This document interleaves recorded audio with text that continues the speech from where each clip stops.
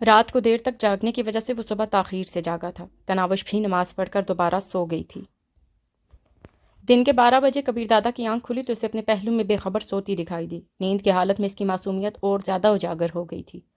اٹھنا نہیں ہے؟ کبیر دادا نے اس کے گالوں کو تھپ تھپایا اور وہ جاگ گئی۔ نہیں، وہ کروٹ بدل کر اس کے قریب ہوئی۔ 12 بج رہے ہیں محترمہ۔ تو کیا ساری رات بھی تو آپ نے نہیں سونے دیا نا؟ ویسے غلط بیانی اور الزام لگانے کا کوئی ڈپلوما کیا ہوا ہے یا قدرتی ہی ایسی ہو؟ رات کو 2 بجے جا کر مجھے بے آرام کرنے والا کون ہے آپ؟ کھانا کھلانے کے لیے ہوٹل پہ لے جانے والا کون ہے آپ؟ ساحل سمندر پر مجھے گود میں اٹھا کر وقت ضائع کرنے والا کون ہے آپ؟ گھر واپسی پر وہ جلد بازی میں مزید کوئی راز افشاں کرنے والی تھی کہ ایک دم چپ ہو گئی۔ کہو نا خاموش کیوں ہو گئی ہو؟ کبیر دادا نے اسے چھیڑا۔ وہ خیال آلود لہجے میں بولی، رہنے دیں۔ رہنے کیوں دیں؟ بات تو مکمل کرو۔ کبیر دادا کو اسے چھیڑنے میں مزہ آ رہا تھا۔ تنگ نہ کرے نا۔ اس نے ایسے انداز میں کہا کہ کبیر دادا کو مانتے ہی بنی۔ اچھا، اب گپوں کا وقت نہیں ہے، مجھے سچ میں دیر ہو گئی ہے، جلدی سے اٹھ کر کچھ کھانے کو لاؤ۔ اس کا سنجیدہ لہجہ سن کر وہ سر ہلاتی ہوئی اٹھی، مگر بستر چھوڑنے سے پہلے وہ اس کے چہرے پر جھک کر شرارت کرنا نہیں بھولی تھی۔ ناشتہ وغیرہ کر کے کبیر دادا رخصت ہو گیا اور وہ کتابیں کھول کر بیٹھ گئی۔ ظہر کی اذان سن کر اس نے وضو کر کے نماز پڑھی اور پھر پڑھنے بیٹھ گئی۔ اسی وقت راحت خالہ اور دروازہ کھٹکھٹا کر اندر داخل ہوئی۔ بیٹی، پاشا صاحب آپ کو ملنے آیا ہے۔ پاشا صاحب؟ اس نے حیرانی سے دہرایا۔ صاحب جی کا بہت چہیتا ہے، بالکل ان کے چھوٹے بھائیوں کی طرح۔ راحت خالہ نے مختصر الفاظ میں پاشا کا مکمل تعارف کروایا۔ اچھا۔ کتابیں بند کر کے اس نے دوپٹہ سر پر لپیٹا اور ڈرائنگ روم کی طرف بڑھ گئی۔ السلام علیکم بھائی جان۔ اس نے گردن میں ہلکا سا خم کرتے ہوئے صوفے پر بیٹھے خوش شکل جوان کو سلام کہا۔ پاشا نے سر کے اشارے سے سلام کا جواب دیا، مگر اس نے کھڑے ہونے کی ضرورت محسوس نہیں کی تھی۔ دوسرے صوفے پر نشست سنبھال کر اس نے راحت خالہ کو چائے لانے کا کہا اور خوشگوار لہجے میں بولی، بھیا کیسے تشریف آوری ہوئی؟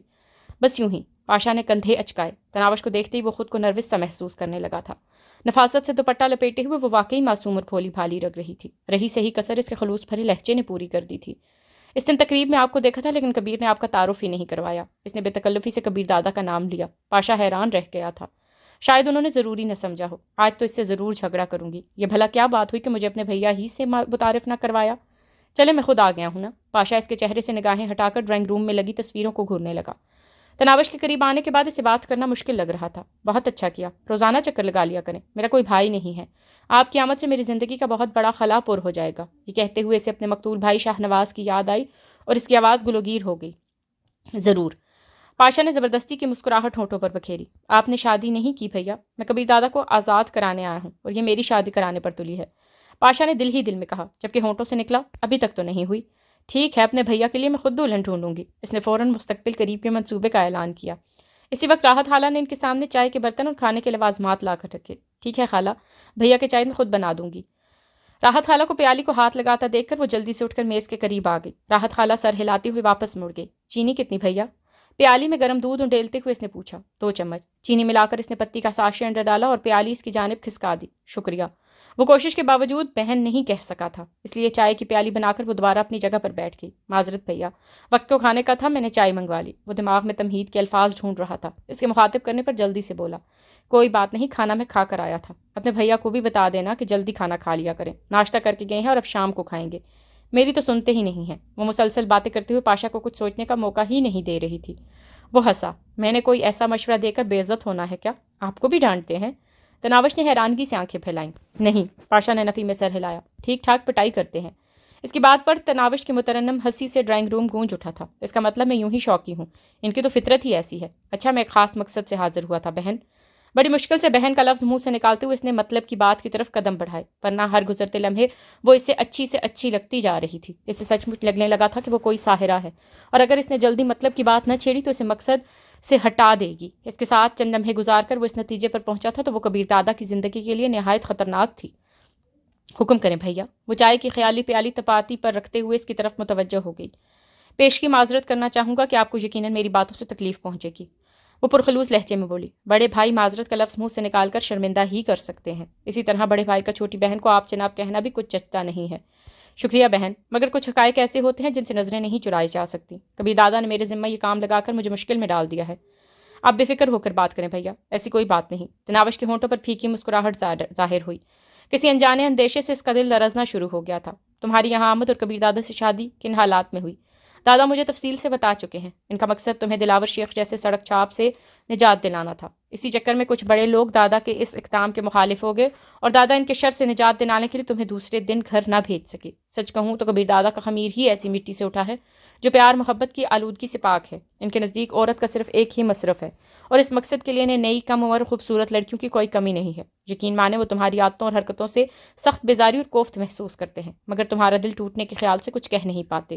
آج ہی بتا رہے تھے کہ بعض اوقات ماحول کو دیکھ کر وہ مزاحیہ انداز میں تمہاری محبت کا اقرار کر چکے ہیں، مگر وہ بس دل لگی کے طور پہ تھا۔ تم ان کے جوتے اتارتی ہو، انہیں اپنے ہاتھوں سے کھلاتی پلاتی ہو، صبح شام رخصت کرتے وقت دعا پڑھ کر ان پر پھونکتی ہو، اور ایسی ہی چند اور حرکتیں وہ سخت نالاں ہیں، اور اسی وجہ سے دوسرا دن ہے وہ مجھ پر زور دے رہے ہیں کہ تمہیں رخصت کر دوں۔ یہ بات انہوں نے خود اس لیے نہیں کی کہ تمہارا دل نہ ٹوٹ جائے۔ یہ کہتے ہوئے پاشا نے مزاحیہ انداز اپنایا، حالانکہ میرے کہنے سے بھی تو تمہارا دل ٹوٹے گا نا۔ خیر، یہاں سے جانے کے لیے تمہیں جتنی دولت درکار ہو مجھ سے بے جھجک مانگ سکتی ہو۔ باقی جہاں تک تمہاری حفاظت کا تعلق ہے تو انہوں نے مجھے چھوٹ دی ہے کہ تمہیں پاکستان کے کسی بھی شہر میں منتقل کر سکتا ہوں۔ وہاں پر اچھی رہائش گاہ اور کار وغیرہ خرید کر دینا بھی میری ذمہ داری ہے۔ اس کے علاوہ بھی کوئی مطالبہ ہے تو تم بے تکلفی سے اظہار کر سکتی ہو، مگر اب مزید یہاں نہیں رہ سکتی۔ پاشا کے الفاظ نے پگھلا ہوا سیسا تھا جس کے کانوں میں قطرہ قطرہ کر کے ٹپکایا جا رہا تھا۔ اس کی بات ختم ہوتے ہی وہ بمشکل بولی، آپ کو بھائی کہنے کے بعد کسی گستاخی کے اظہار پر مجھے شرمندگی ہوگی۔ شکریہ، مگر میں اظہار حقیقت سے تو پیچھے نہیں ہٹ سکتا نا، اور سچ یہی ہے کہ کبیر دادا تمہیں مزید برداشت نہیں کر سکتے۔ اگر ایسا ہوتا تو وہ خود کہہ دیتے، وہ تو تھوڑی دیر پہلے بہت پیار سے رخصت ہو کر گئے ہیں۔ وجہ میں بتا چکا ہوں، بلکہ گزشتہ رات وہ تمہیں گھر سے اٹھانے گئے تھے تو اس کی وجہ محبت نہیں تمہاری حفاظت کا خیال تھا۔ انہیں اڑتی اڑتی ہوئی اطلاع ملی تھی کہ کوئی تمہیں اغوا کرنے کی کوشش میں ہے، بس وہ تمہیں گھر سے اٹھا لائے اور تمہیں ڈر نہ لگے اس کی وجہ تمہاری تالیف قلب میں لگ گئے، بقول ان کے کہ تم نے ویسے بھی 1-2 دن میں چلے جانا ہے۔ پاشا کو کبیر دادا کا رات کو تناوش کو لینے کے لیے جانا اور صبح کی اذان کے وقت لوٹنے کی بابت چوکیدار وغیرہ سے معلوم ہو گیا تھا۔ اسی معلومات کو اس نے اپنے حق میں استعمال کرنے میں دیر نہیں لگائی تھی۔ اگر محبت نہیں ہے تو میری حفاظت کا اتنا خیال کیوں؟ تناوش منمنائی، تمہیں کسی گینگسٹر کی انا کا بالکل بھی اندازہ نہیں ہے، اور گینگسٹر بھی ایسا کہ زیر زمین حلقوں میں اس کے مخالف بھی دادا کے لاحقے کے ساتھ جن کا ذکر کرتے ہیں۔ کیا خیال ہے، ایک دفعہ جب انہوں نے تمہاری حفاظت کی ذمہ داری قبول کر لی ہے تو کسی زمینی طاقت کو تمہیں نقصان پہنچانے کی اجازت دیں گے؟ تمہاری حفاظت کوئی محبت وغیرہ نہیں، ان کی انا اور نام کا مسئلہ ہے۔ تناوش سسکی، وہ ایسے نہیں ہیں۔ اچانک پاشا کے دماغ میں ایک ترغیب ابھری، فوراً بولا، ثبوت دے سکتا ہوں۔ کیسا ثبوت؟ اس نے بھرائی ہوئی آواز میں پوچھا۔ کبیر دادا کا یوں کسی تیسرے کو درمیان میں لانے کے عمل نے اس کے دل کو ٹکڑے ٹکڑے کر دیا تھا۔ اگر وہ خود یہ الفاظ کہتا تو اسے اتنا دکھ نہ ہوتا اور نہ وہ اس کے کہنے پر جانے پر تیار ہوتی، مگر بھائی کہنے کے باوجود اس سے پاشا کی باتیں برداشت نہیں ہو پا رہی تھی۔ اچھا، خاموشی سے سننا، گو یہ کام میں دادا کی مرضی کے خلاف کر رہا ہوں، مگر تمہیں یقین دلانے کے لیے شاید یہ ضروری ہے۔ یہ کہتے ہوئے اس نے موبائل فون نکالا اور کبیر دادا کا نمبر ملانے لگا۔ نمبر ملتے ہی پاشا نے اسپیکر آن کر دیا تھا۔ جی پاشا صاحب، کبیر دادا کی پرروب آواز ابھری۔ دادا، پوچھنا یہ تھا کہ مس تناوش، جسے آپ اپنے لیے مصیبت سمجھتے ہیں، کو کتنی رقم دے سکتا ہوں؟ میرا مطلب اگر بات 5-10 کروڑ تک پہنچ جائے تو؟ پیسوں کی میرے پاس کوئی کمی نہیں، بس اس سے جان چھڑوا دو یار، کبیر دادا نے بظاہر مزاحیہ انداز میں کہا تھا، مگر تناوش کی سماعتوں میں ایک زوردار چھناکا ہوا، گویا تانبے کا برتن بلندی سے پختہ فرش پر گرا ہو۔ اسے یہ اندازہ نہیں تھا کہ کبیر دادا کا یہ کہنا تناوش کی ذات پر اس کے اعتماد کا اظہار تھا کہ وہ کوئی بھی قیمت لے کر اسے نہیں چھوڑے گی۔ دوسرا، وہ پاشا کو بھی یہ باور کرانا چاہتا تھا کہ وہ تناوش سے جان چھڑانا چاہتا ہے، حالانکہ گزشتہ شب اس کے دل سے تناوش کو علیحدہ کرنے کا خیال نکل چکا تھا، جبکہ پاشا نے تناوش کو مختلف انداز میں بات کر کے کبیر دادا سے ایک ہی فکرہ اگلوا کر اپنی ساری بات کی تصدیق کروا دی تھی۔ شکریہ دادا، بس یہی پوچھنا تھا، امید ہے جلد ہی کوئی خوشخبری سناؤں گا۔ اس نے کبیر دادا سے زیادہ بات چیت کی کوشش نہیں کی تھی کہ لمبی بات سے بھانڈا پھوٹ بھی سکتا تھا۔ رابطہ منقطع کرتے ہی اس نے تناوش کی طرف دیکھا، جس کا چہرہ دھواں دھواں ہو رہا تھا، آنکھوں میں نمی اور ہونٹ زخمی پرندے کی طرح پھڑپھڑا رہے تھے۔ ایک دم پاشا کے دل میں دکھ کی لہر اٹھی۔ اس کا دل چاہا کہ اس لڑکی کو حقیقت بتا دے جس کی حالت مرنے والی ہو گئی تھی، مگر پھر کبیر دادا کو نجات دلانے کی خواہش اس کے رحم دلی پر غالب آ گئی۔ اضطرابی ہاتھ میں ہاتھ مروڑتے ہوئے وہ کراہی، آپ اپنے بھیا کے ساتھ مل کر مجھے بے وقوف بنا رہے ہیں، ہے نا؟ ایسا بالکل بھی نہیں ہے بہن، اصل میں کبیر دادا تمہارا سامنا نہیں کرنا چاہتا، اسی وجہ سے اس نے مجھے درمیان میں ڈالا ہے، اور یہ تم میں سے یہ درخواست کروں گا کہ اگر تمہارے دل میں کبیر دادا کی ذرا سی عزت موجود ہے تو ان کے سامنے آ کر انہیں نادم کرنے کی کوشش نہ کرنا۔ وہ اس کے بعد بھی وہ تمہیں یہاں رکھنے پر تیار نہیں ہوں گے، مگر پھر بھی میں نے ان سے وعدہ کیا ہے کہ تم ان کے سامنے نہیں آؤ گی، اور امید ہے ایسے آدمی کی بات نہیں ٹالو گی جسے تم بھائی کی جگہ دے چکی ہو۔ پاشا نے اس کے دل میں موجود بھائی کے جذبات کو اپنے مقصد کے لیے استعمال کرنا چاہا۔ میں کیا کروں؟ وہ آنسوؤں کو مزید نہیں روک پائی تھی۔ دیکھو بہن، رونے دھونے سے کام نہیں بنے گا، بس یہ سوچیں کہ اب تمہیں کہاں جانا ہے تاکہ میں اس شہر میں تمہاری رہائش کا بندوبست کر دوں۔ یہاں کبیر دادا اسے الاحدہ ہوتے ہی تمہیں خطرے گھیر لیں گے، ان سے الاحدہ ہو کر زندہ کون رہنا چاہتا ہے؟ اس نے سسکی بھری۔ بے وقوف نہ بنو، بات زندگی موت کی نہیں ہے۔ تم نہیں جانتی کہ کراچی میں کس قسم کے درندے پھر رہے ہیں۔ وہ بھیڑیے تمہاری جان نہیں، عزت کے دشمن ہے، اور میں نہیں چاہتا کوئی تمہارے دوپٹے کی طرف میلا ہاتھ بڑھائے۔ یہی کچھ کبیر دادا کی بھی خواہش ہے، اس لیے گھر جا کر اپنی امی جان سے مشورہ کر لو تاکہ میں مطلوبہ شہر میں تمہاری رہائش کا بندوبست کر دوں، اور فکر نہ کرنا، اس سے اچھا مکان لے کے دوں گا، اور مستقبل کے لیے بھی مستقل آمدن کا کوئی بندوبست کر دوں گا۔ آخر تمہیں بہن کہا ہے۔ کچھ بھی نہیں چاہیے مجھے، کچھ بھی نہیں۔ وہ چہرہ ہاتھوں میں چھپا کر سسکنے لگی۔ بے وقوفوں کی سی بات نہ کرو پگلی، نہ تم کبیر دادا کے لیے بنی ہو، نہ وہ تمہارے لیے۔ تم دونوں کا مزاج، طبیعت، عادات بالکل مختلف ہے، اور پھر تم نمازی پرہیزی لڑکی ہو، اور وہ ٹھہرے گینگسٹر جو شراب بھی پیتے ہیں، لڑکیوں سے غلط تعلقات بھی رکھتے ہیں، قاتل بھی ہیں۔ تو ایسے میں کیسے نباہ ہوگا؟ یہ بات وہ بھی جانتے ہیں اور تمہیں بھی معلوم ہوگی، اس لیے رونے دھونے کا نہیں، شکر کا مقام ہے۔ کیا آپ ہمارے گھر کا اچھے داموں سودا کروا کر ہمیں اس کے بدلے دوسرے شہر میں گھر لے کے دے سکتے ہیں؟ کہا نا پیسوں کی فکر نہ کرو۔ پاشا کا دل خوشی سے دھڑکا، اسے لگا وہ اپنے مقصد میں کامیاب ہونے والا ہے۔ تناوش کا کانٹا بہت خوش اسلوبی سے نکل رہا تھا۔ نہیں بھیا، امی جان کبھی بھی حرام کے پیسے کو قبول نہیں کریں گی، بس آپ ہمارے گھر کا سودا کروا کر ہمیں دوسرے شہر میں منتقل کروا دیں۔ ٹھیک ہے، یہ بھی ہو جائے گا۔ مجھے گھر تک چھوڑ دیں گے؟ اس نے آنسو صاف کرتے ہوئے پوچھا۔ یہ کوئی کہنے کی بات ہے؟ پاشا خوش دلی سے بولا۔ اچھا، میں اپنا سامان سمیٹتی ہوں۔ وہ بوجھل قدموں سے خوابگاہ کی طرف بڑھ گئی۔ گھنٹہ بھر پہلے وہ جانے کن کن خیالوں میں گم تھی، اور اب اس کا دل جیسے چھری سے کاٹا جا رہا تھا۔ کبھی دادا کے بارے میں اس کے سارے اندازے غلط ثابت ہوئے تھے، اور حقیقت بس اتنی ہی تھی کہ اسے تناوش کے انچوئے اور پرکشش بدن کی طلب تھی۔ اسی وجہ سے اس نے تناوش کی مدد کی تھی، اور اسی وجہ سے اس کی جھولی میں قرب کی چند راتیں ڈالی تھی۔ خوبصورت عورتوں کے لیے مرد ذات یوں ہی نرم دل بن جاتی ہے، اور وہ کبیر دادا کی اس نرمی کو محبت اور چاہت سمجھ بیٹھی تھی۔ اپنے کپڑے اور کتابیں دو مختلف لفافوں میں ڈال کر اس نے حسرت بھری نگاہ اس خوابگاہ پر ڈالی اور باہر نکل آئی۔ وہاں گزرے چند دن اس کی اصل زندگی کا حاصل تھے۔ ایک غریب بے توقیر لڑکی ایسی خوابگاہ اور کوٹھی خواب میں بھی نہیں دیکھ سکتی، اور وہ عارضی طور پر سے ہی اس کی مالکن بننے کی لذت سے تو بہرمند ہو چکی تھی۔ کبیر دادا کا لایا ہوا لباس اور الماری کی چابی اس نے وہیں چھوڑ دیا تھا۔ دونوں شاپر ڈرائنگ روم میں رکھ کر وہ راحت خالہ سے الوداعی ملاقات کے لیے باورچی خانے میں گھس گئی۔ وہ سنک کے سامنے کھڑی برتن دھو رہی تھی۔ تناوش کے بار بار منع کرنے کے باوجود وہ کام کرنے سے باز نہیں آتی تھی۔ قریب جاتے ہی وہ خالہ کہہ کر ان سے لپٹ کر سسک گئی۔ کیا ہوا خالہ کی جان؟ راحت خالہ پریشان ہو گئی تھی۔ آپ ٹھیک کہتی تھی خالہ، وہ کسی سے محبت نہیں کر سکتے۔ جس مرد کو نت نئی حسینائیں دستیاب ہوں وہ میری جیسی ایک پرکب کانا رہ سکتے ہیں۔ راحت خالہ نے گھبرا کر پوچھا، کیا پھر کوئی کلموہی آ گئی ہے؟ وہ گلوگیر لہجے میں بولی، نہیں خالہ، انہوں نے پاشا بھائی کی زبانی مجھے یہاں سے نکلنے کا حکم سنا دیا ہے۔ کیا؟ ایسے کیسے ہو سکتا ہے؟ راحت خالہ ہکلا گئی تھی۔ ایسا ہی ہوا ہے خالہ، بس دعاؤں میں یاد رکھنا، اور اگر مجھ سے کوئی غلطی یا گستاخی ہو گئی ہو تو بیٹی سمجھ کر معاف کر دینا، میری پیاری بیٹی۔ راحت خالہ آنکھوں میں آنسو بھر کے اس کی پیشانی چومنے لگیں۔ تناوش ایک جھٹکے سے اس سے علیحدہ ہو کر باہر نکل گئی۔ پاشا ڈرائنگ روم میں اس کا منتظر بیٹھا تھا، اس کے ہمراہ ڈرائنگ روم سے باہر نکل آئے۔ تھوڑی دیر بعد وہ کوٹھی سے نکل آئے تھے۔ اسے گھر کا پتہ معلوم کر کے پاشا اس سے چل پڑا۔ وہ بڑی مشکل سے آنسو رو کے بیٹھی تھی۔ اچھا، گھر جاتے ہی ماں سے مشورہ کرنا تاکہ کل پرسوں میں تمہیں یہاں سے کسی دوسرے شہر میں منتقل کر دوں۔ کبھی دادا کی تمہیں طلاق دینے کی خبر پھیلتے ہی تمہارے لیے خطرے کا آغاز ہو جائے گا۔ کیا؟ وہ طلاق دیں گے؟ اس کی آنکھیں دوبارہ بہنے لگی تھی۔ مجھے طلاق نہیں چاہیے، ٹھیک ہے میں ساری زندگی انہیں چہرہ نہیں دکھاؤں گی، مگر انہیں کہیں مجھے طلاق نہ دیں، میں بس ان کے نام پر ہی بقیہ عمر گزارنا چاہتی ہوں۔ یہ نہ ہو میں تمہارے چہرے پر زوردار تھپڑ رسید کر دوں۔ پاشا نے پیار بھرے انداز میں سے ڈانٹا۔ بے وقوف، یوں اپنی زندگی کن کے لیے برباد کر رہی ہو؟ ان کے لیے جنہوں نے رات گزارنے کے لیے نئی لڑکی کو بلاوا بھیج دیا ہے۔ کل دوسری ہوگی اور پرسوں تیسری، انہیں شاید تمہارا نام بھی تو 3 دنوں میں بھول جائے۔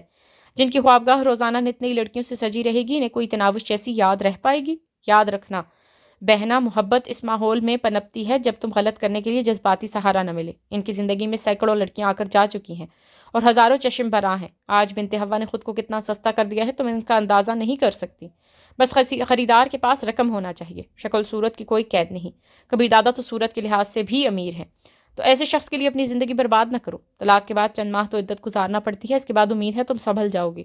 کوئی ایسا ویسا لڑکا دیکھ کر شادی نہ کر لینا، مجھے کال کر کے مشورہ ضرور لینا، میں خود لڑکے کے خاندان اور کردار وغیرہ کی پڑتال کروں گا اور پھر تمہاری شادی کرواؤں گا۔ بھیا، وہ سسک پڑی، میں انہیں کبھی معاف نہیں کروں گی، کبھی نہیں۔ پاشا نے ایک ہاتھ سے اسٹیئرنگ ویل تھامتے ہوئے دوسرا ہاتھ اس کے سر پر رکھا۔ پاگل نہیں بنتے ہیں بہنا، یقین مانو تم تھوڑے عرصے بعد ہی اس بے وقوفی پر ہنسا کرو گی۔ ایک تلخی سی اس کے انداز سے ابھری۔ اپنی اور اس کی حیثیت دیکھ کر تو اب بھی ہنسی آتی ہے۔ کیا میں یہ یقین کر سکتا ہوں کہ تم ان سے رابطہ نہیں کرو گی؟ پاشا نے یقین کرنا چاہا۔ اس نے سسکیاں بھرتے ہوئے کہا، کبھی نہیں کروں گی، کبھی بھی نہیں۔ اگر ان کی کال آئی تو بھی وصول نہیں کروں گی۔ شاباش، اب ذرا اپنا موبائل فون ادھر کرو، یہ لیں۔ اس نے پرانا سا موبائل فون ان کی طرف بڑھا دیا۔ اس نے کبیر دادا کا نمبر مٹا کر تمام بھیجے گئے اور وصول کیے ہوئے پیغامات اور کالیں وغیرہ مٹائیں، اور اپنا نمبر محفوظ کر کے موبائل فون اس کی جانب بڑھا دیا۔ میں نے کبیر دادا کا نمبر مٹا دیا ہے اور اپنا نمبر محفوظ کر دیا ہے. اسی طرح میرے پاس بھی تمہارا نمبر آ گیا ہے. اب کوئی بھی مسئلہ وغیرہ ہوتا ہے تو مجھے کال کر لینا. وہ گھبرا کر بولی مگر ان کا نمبر کیوں مٹا دیا ہے؟ پاشا نے صفائی سے جھوٹ بولا. ایسا انہوں نے کہا تھا. وہ نہیں چاہتے تم ان سے رابطہ کر سکو. تناوش سر جھکا کر خاموش ہو گئی. اس کے گھر کے سامنے کار روک کر وہ بولا دیکھو گھر جا کر رونا نہیں. خالہ یوں ہی پریشان ہو جائیں گی. اور یاد سے ان سے مشورہ کر لینا. میں بعد میں کال کر کے معلوم کر لوں گا. اس کے علاوہ کسی چیز کی ضرورت ہو تو مجھے بتا دو. وہ اضطرابی انداز میں ہاتھ مروڑتے ہوئے بولی. بھیا کیا ان کی تصویر مل سکتی ہے؟ پاشا نے افسوس بھرے انداز میں دائیں بائیں سر ہلایا. وہ خفیف انداز میں سر جھکائے بیٹھی تھی. اچھا ٹھیک ہے کل ان کی تصویر بلکہ بہت ساری تصویریں دے دوں گا. اور کچھ؟ شکریہ بھائی. وہ باہر نکل کر اکبی نشست پر پڑا اپنا سامان اٹھانے لگی. تناوش کو گھر چھوڑتے ہی اس نے دوبارہ کبیر دادا کی رہائش کا رخ کیا اور خوابگاہ میں جا کر تصویر کے عقب میں چھپی تجوری کھول لی. اس میں بھرے کروڑوں روپے ایک کالے لفافے میں ڈال کر وہ خوابگاہ سے باہر نکلا اور اوپری منظر پر موجود ایک بند کمرے کے دروازے پر جا کر رک گیا. وہ تالا کیا ہوا کمرہ کافی عرصے تک اس کے استعمال میں رہ چکا تھا اور یہاں سے جانے کے بعد بھی یہ کمرہ اسی کے نام پر مختص تھا. تالا کھول کر وہ اندر داخل ہوا اور کپڑوں کی الماری میں رقم چھپا کر باہر نکل آیا. کوٹھی سے نکلتے ہی وہ کبیر دادا کو کال کرنے لگا. وہ ساحل والے اڈے سے اٹھ کر گھر جانے کی تیاریوں میں تھا. دادا آپ تھوڑی دیر وہیں رک کر میرا انتظار کریں. ایک بہت ضروری بات کرنا ہے. یار یہ بات چیت بعد میں نہیں ہو سکتی؟ کبیر دادا کو تناوش کے پاس جانے کی جلدی تھی. گزشتہ 2 دن سے وہ مسلسل اپنے گھر جاتی رہی تھی اور آج وہ خوش قسمتی سے گھر پر موجود تھی. کبیر دادا جلد از جلد گھر جا کر اپنی آنکھوں کی پیاس بجھانا چاہتا تھا. دادا کہا نا بہت ضروری مسئلہ ہے. ایک بہت بڑی خوشخبری سنانا چاہتا ہوں. اچھا جلدی آؤ. وہ گویا بادل نخواستہ مان گیا تھا. پاشا کو وہاں پہنچنے میں گھنٹہ لگا تھا. کبیر دادا بیزاری اور کوفت کا روپ تہارس کا منتظر تھا. نشت سنبھالتے ہی وہ چہکا. مبارک ہو دادا کام ہو گیا. کیا؟ کون سا کام؟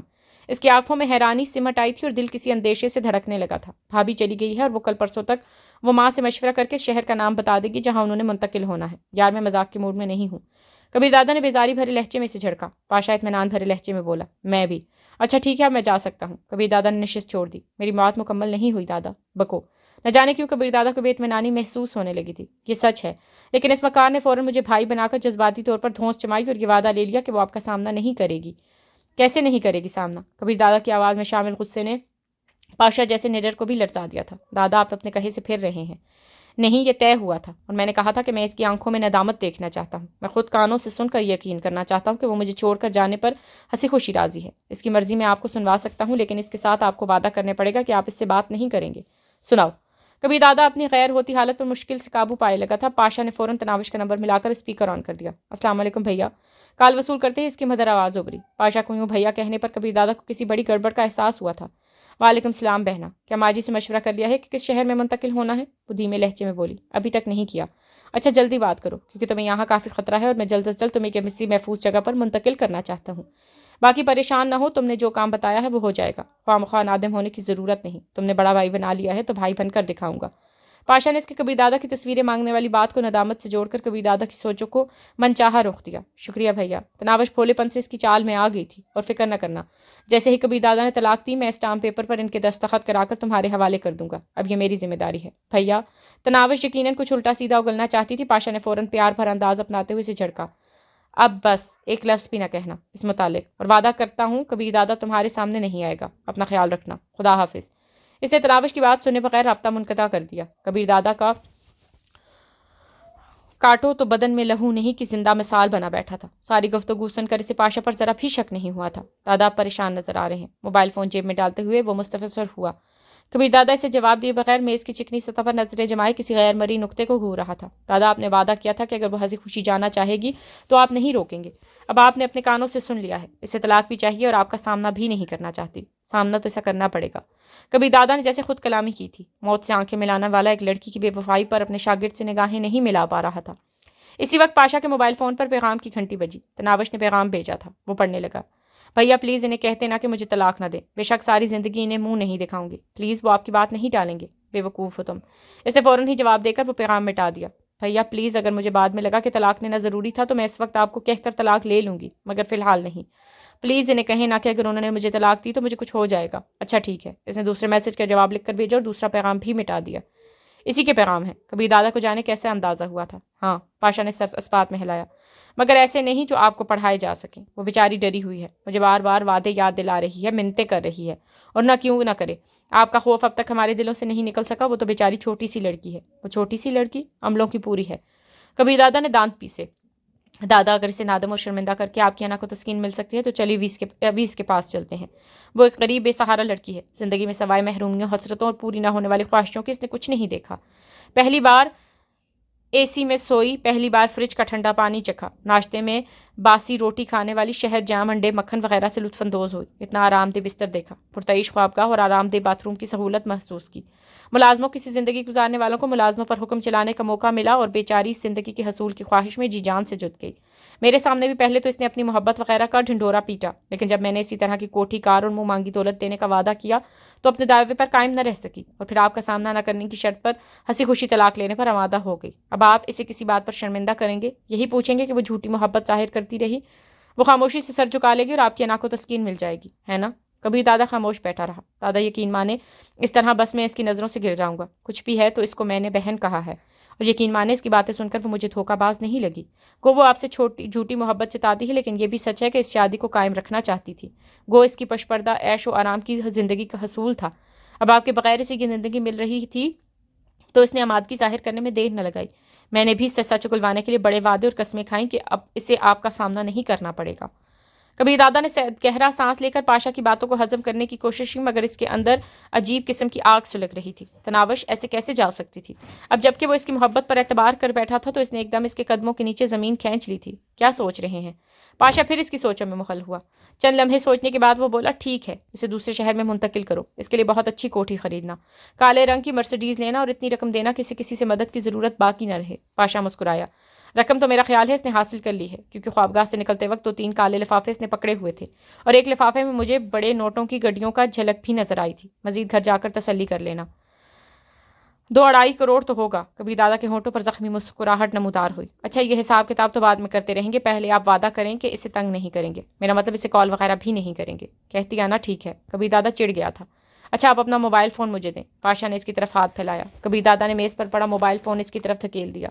پاشا نے فوراً تناوش کا نمبر لیا اور پیغامات وغیرہ مٹا کر فون واپس کبیر دادا کی طرف بڑھا دیا۔ میں نے اپنی بہن کا نمبر مٹا دیا ہے، اگر اس کا دل چاہا تو آپ کو کال کر لے گی، ورنہ آپ سے اسے کال نہیں کر سکیں گے۔ تمہارا دماغ درست ہے؟ کبیر دادا دہاڑا۔ پہلے میری پٹائی کر کے اپنے دل کی بھڑاس نکال لیں، اس کے بعد جواب دوں گا۔ اس کا نمبر تو نہیں مٹانا چاہیے تھا۔ کرنا کیا ہے اس کے نمبر کا؟ اگر اسے ضرورت ہوگی تو خود ہی کال کر لے گی، شاید ندامت وغیرہ کے اظہار کے لیے کال کر بھی لے، جو کافی مشکل دکھائی دے رہا ہے۔ البتہ آپ کو ہلکا ہونے کی اجازت میں ہرگز نہیں دوں گا۔ کبیر دادا ایک چھوٹی سی چھوکری سے محبت کی بھیک مانگتا پھرے، یہ مجھے گوارا نہیں۔ تم بس بکواس کر سکتے ہو۔ کبیر دادا نے اسے جھڑکا۔ نصیحت سمجھے، مشورہ جانیں یا بکواس کہیں، مجھے کوئی فرق نہیں پڑتا۔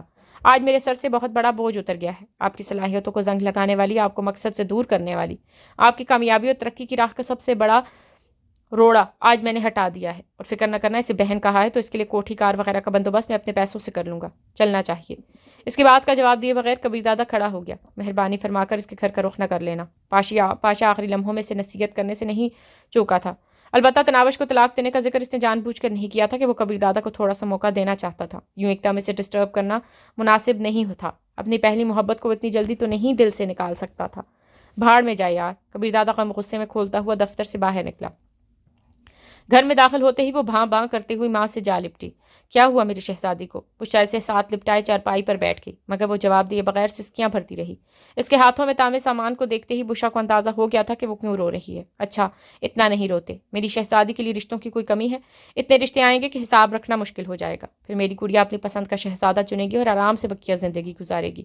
وہ چیخی، مجھے ان کے علاوہ کوئی نہیں چاہیے، کوئی بھی نہیں، نہ شہزادہ، نہ بادشاہ، نہ وزیر۔ بشرا اسے سمجھانے لگی، ہے نا پاگل، ایک اونڈے موالی سے وفا اور محبت کی توقع رکھنا بے وقوفی ہی تو ہے۔ شکر کرو اس نے آسانی سے تمہاری جان چھوڑ دی۔ نہیں چھڑانا مجھے اپنی جان، قید رہنا چاہتی ہوں ان کے پاس۔ آپ چلیں ان سے بات کریں کہ وہ مجھے طلاق نہ دے، میں ان کی ملازمہ بن کر پڑی رہوں گی، کوئی خواہش کوئی تمنا نہیں کروں گی، وہ جو مرضی آئے کرتے رہیں مگر مجھے خود سے دور نہ کریں۔ میں نے شراب پینے سے بھی منع نہیں کروں گی۔ چلیں نا ماں جی، چلیں ان کے پاس، وہ آپ کی بات نہیں ٹالیں گے۔ وہ سسکیاں بھرتے ہوئے گڑ گڑانے لگی۔ ایسا نہیں کہتے میری جان، اسے محبت نہیں کہتے۔ اگر اس کی نظروں میں تمہاری ذرا سی بھی وقت ہوتی تو تمہیں یوں کیوں دھتکارتا؟ اپنی رہی صحیح عزت گنوانے سے کیا ملے گا؟ جب اسے تم سے محبت ہی نہیں تو میری منت کس کام کی؟ یاد ہے نا، کہا تھا کہ ایسے با اختیار اور صاحب حیثیت لوگوں کو ہم غریب مخمل میں ٹاٹ کے پیوند جتنی اہمیت رکھتے ہیں۔ اس نے بعد تمہاری صورت دیکھ کر شادی کی حامی بری تھی، اور صورت کے پجاری کا دل چند دنوں میں ہی اسیر ہو جایا کرتا ہے۔ اب اسے کئی نئی صورت اور تازہ جوانی کی تلاش ہوگی. تم اس کے لیے باسی ہو گئی ہو میری شہزادی. اس کے پاس دیکھنے والی آنکھ ہوتی تو اسے معلوم ہوتا نا کہ اس نے کس ہیرے کو ٹھوکر ماری. نہیں ہوں میں ہیرا. ایک بے حیثیت پتھر سے بھی کم اوقات ہے میری. ان کے ملازمہ بننے کی لائق بھی نہیں. نہ دیتے بیوی کے حقوق. اپنی خدمت تو کرنے دیتے. اس بہانے نے دیکھتی تو رہتی نا. وہ سسکیاں بھر بھر روتی رہی. بشرا خاتون کی آنکھیں بھی بیٹی غم میں بھر آئی تھی، مگر وہ رو کر اپنی بیٹی کے دکھ کو بڑھانا نہیں چاہتی تھی. وہ اسے تسلیاں دیتی رہیں. سنہرے مستقبل، اندیکھے شہزادے اور آرام دہ خوشگوار ازدواجی زندگی کے بارے میں باتیں کر کر کے اس کا ذہن بٹاتی رہیں. گھنٹے ڈیڑھ میں اس کی حالت سمجھ گئی تھی. بشرا تھوڑی دیر سے گود میں لیے بیٹھی رہی اور پھر سے چارپائی پر لٹا کر باورچی خانے کی طرف بڑھ گئی. اس کے چائے بنانے سے پہلے موبائل فون کی گھنٹی بجی. تناوت ہڑبڑا کر موبائل فون کی طرف متوجہ ہوئی. پاشا کی کال نے اسے مایوس کر دیا تھا. کسی انہونی کی امید میں اس نے کال وصول کرنے کا بٹن دبا کر موبائل فون کان سے لگایا. گفتگو کے اختتام پر اس کی مایوسی دو چند ہو گئی تھی. پھر اس سے صبر نہ ہو سکا اور وہ پاشا کو پیغام لکھنے لگی. کار سے اترتے ہی اس کی نظریں دروازے کی چوکھٹ کو دیکھنے لگیں، جہاں سیاہ نشیلی آنکھوں میں محبت کی شمع روشن کیے خوبصورت ہونٹوں پر پیار بھری مسکان سجائے وہ اس کی منتظر کھڑی ہوتی تھی. وہ اب گاہ میں داخل ہوتے ہی اس نے چاروں طرف نگاہیں دوڑائیں. شراب کی الماری کے تالے میں دہاگا پروئی چابی لگی ہوئی تھی. بس اتنا ہی خیال رکھنا تھا. اب شراب نوشی مجھے نقصان نہیں پہنچائے گی. یا اب تمہارا متمع نظر پورا ہو گیا ہے. کبیر دادا کے دماغ میں شکوہ کرتے سوچ ابھری اور وہ تجوری کی طرف بڑھ گیا. تالا کھولتے ہی پاشا کی بات کی تصدیق ہو گئی تھی. پیسوں کے نام پر وہاں پھوڑی کوٹی بھی دکھائی نہ دی. البتہ اس کے ضروری کاغذات وغیرہ کو اس نے نہیں چھیڑا تھا. تو تمہیں دولت چاہیے تھی، بہت ساری. اس کے ہونٹوں پر زخمی مسکراہٹ نمودار ہوئی. ضرور ملے گی، اور بھی ملے گی، مگر سکون نہیں ملے گا. کبھی بھی نہیں. یقیناً تم مجھ سے بھی بڑی گینگسٹر نکلی کہ مجھے چاروں شانے چت کر دیا. اس کے دماغ میں تناوش کا فکرہ گونجا. کبیر کو دادا کہتے ہو تو مجھے دادی کہا کرو. اس وقت اس نے فکرے پر ہنسنے والے کو آج محسوس ہو رہا تھا کہ وہ واقعی تناوش دادی ہی نکلی تھی. وہ ڈریسنگ روم میں داخل ہوا. اس کی الماری خالی تھی. صرف کبیر دادا کا دیا ہوا لباس وہ وہیں چھوڑ گئی تھی. اتنے پیسے لے گئی ہو، اپنے پرانے لباس ہی چھوڑ جاتی. اس کی سوچیں شاکی ہوئیں.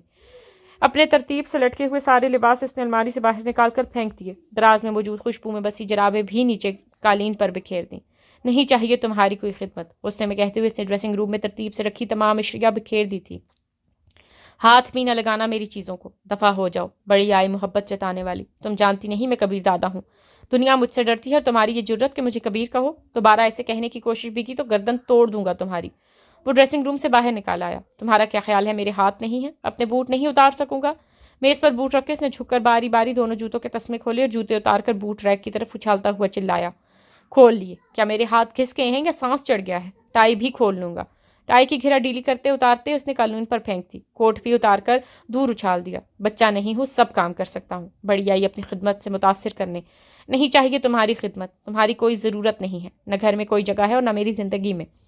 صوفے پر گرنے کے انداز میں بیٹھتے اس نے آنکھیں بند کر لیں. کھانا نہیں کھاتے تو چائے کی پیالی پی لو. تھکے ہوئے آئے ہو.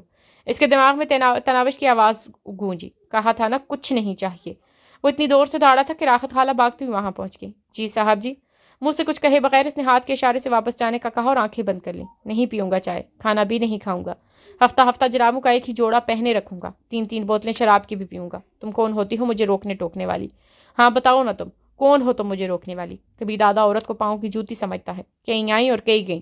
اگر تم خود دفع نہ ہوتی تو کل پرسوں تمہیں بھی ٹھوکر مار کر بھیج دیتا. وہ خود کلامی کے انداز میں بڑبڑاتا رہا. آنکھیں بند کرتے ہی وہ چھلانگ لگا کر پھر خیالوں میں آدھم کی. اس کے بازو کے اوپر سر رکھ کر وہ اس کی چھاتی پر ملائم ہاتھ پھیر رہی تھی. وہ پوچھنے لگا یہ تناوش بھلا کیسا نام ہے؟ اس کی مترنم ہنسی گونجی. کبھی قرآن پڑھا ہو تو پتہ چلے نا جناب کہ 22ویں پارے کی سورہ سبا میں میرا نام ذکر ہوا ہے. پکڑے نہ جانا، ہاتھ نہ آنا، ممکن الحصول. پتہ نہیں آپ کے قابو میں کیسے آ گئی. اس نے منہ بنایا. جی مجھے کسی کو قابو کرنے کا کوئی شوق نہیں. وہ وارفتگی سے بولی. مگر مجھے تو آپ کے قابو میں آنے کا شوق ہے نا. جھوٹی، دو رخ غلط بیاں، دھوکے باز، بکواس کرتی ہے. اور پھر غم و غصے میں بڑبڑاتا ہوا اٹھ بیٹھا. اس کی نظر شراب کی الماری کی طرف اٹھی اور وہ اسی طرف پڑ گیا. اکٹھی 3 بوتلیں ہاتھ میں پکڑ کر وہ صوفے پر آن بیٹھا. کس اتنی جرت نہیں کہ مجھے شراب نوشی سے روک سکے. جتنی مرضی ہوگی پیوں گا. بوتل کھول کر اس نے گلاس میں اٹھیلنے کا تکلف کیے بغیر بوتل منہ سے لگائی. تلخ سیال نے اس کی چھاتی میں آگ جیسی سلگا دی تھی.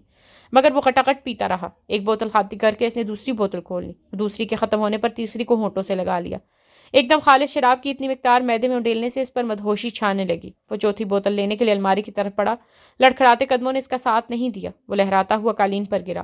اس کا سر بڑی مشکل سے بیڈ سے ٹکرانے سے بچا تھا. 1-2 لمحہ اسی طرح پڑے رہنے کے بعد وہ سر جھٹکتا ہوا بیڈ کا کنارہ پکڑ کر اوپر اٹھا اور پھر اوندے منہ ہی بیڈ پر لیٹ گیا. قریب نہ آنا، مجھے کسی کی بھی ضرورت نہیں، میں اپنا خیال رکھ سکتا ہوں۔ اس سے محسوس ہوا کہ وہ اس کے بالوں میں ہاتھ پھیر رہی ہے۔ اپنے گندے ہاتھ میرے سر سے دور رکھو، میں کہہ رہا ہوں دور رکھو اپنے ہاتھ۔ وہ ایک ہاتھ سے دور جھٹکنے لگا۔ وہ شاید جلدی سے پیچھے ہٹ گئی تھی، تبھی تو اس کا ہاتھ پکڑ نہیں سکا تھا، مگر جیسے ہی وہ اپنا ہاتھ پیچھے کرتا وہ دوبارہ اس کے بالوں میں انگلیاں پھیرنے لگتی۔ اس کی شوخ مترنم اور چنچل ہنسی کبیر دادا کو غصہ دلانے لگی، مگر اس میں دور ہٹانے کی سکت نہیں رہی تھی۔ دور ہو جاؤ، پرے ہو جاؤ۔ اس کی آواز نیند میں ڈوب گئی۔ بس اتنی ہی محبت تھی تمہاری۔ اسے قیمتی کار سے اترتے دیکھ کر کبیر دادا نے تانا دیا، دھوکے باز کہیں کی، مطلبی خود غرض۔ میرے جذبات سے کھیلتے ہوئے تمہیں ذرا سا بھی احساس نہ ہوا؟ وہ گھبرائے بغیر استہزازیہ لہجے میں بولا۔ لوگوں کی زندگیوں سے کھیلنے والا قاتل، شرابی اور بدکردار شخص مجھے اخلاق سکھا رہا ہے۔ واہ! وہ چلایا، بکواس بند کرو، ورنہ کیا کر لو گے؟ مجھے بھی قتل کر دو گے؟ لو چلاؤ گولی۔ ڈرتی نہیں ہوں میں تم سے، جو کر سکتے ہو کر لو۔ تمہارے جیسی گھٹیا عورت میں نے آج تک نہیں دیکھی۔ تعریف کرنے کا شکریہ۔ اس کی گنگناتی ہنسی نے کبیر دادا کے کانوں میں رس انڈھیلا۔ اتنا غصہ ہونے کے باوجود وہ اس کی ہنسی سے خود کو متاثر ہونے سے نہیں روک سکا تھا۔ تمہیں یہاں بھی تو عیاشی بھری زندگی مل سکتی تھی، پھر تم نے دور جانے کا فیصلہ کیوں کیا؟ اس مرتبہ اس کے لہجے میں غصے کے بجائے شکوے کا عنصر نمایاں تھا۔ اس نے کندھے اچکائے۔ کسی کی ملازمہ بن کر رہنا کون پسند کرتا ہے مسٹر کبیر؟ ملازمہ اور بیوی میں فرق ہوتا ہے، نام کی حد تک، کام دونوں کا ایک ہی ہوتا ہے، اور جب آزادی کی زندگی میسر ہو تو کیا ضرورت قید میں رہنے کی؟ پلیز، وہ منتوں پر اتر آیا تھا۔ اس نے تنزیہ کہکہا لگایا۔ تم بہت بڑے دادا ہو، اتنی جلدی گھٹنے ٹیک دیے؟ بے پرواہی سے کہتے وہ آگے بڑھ گئی، اور کبیر دادا حسرت بھری نظروں سے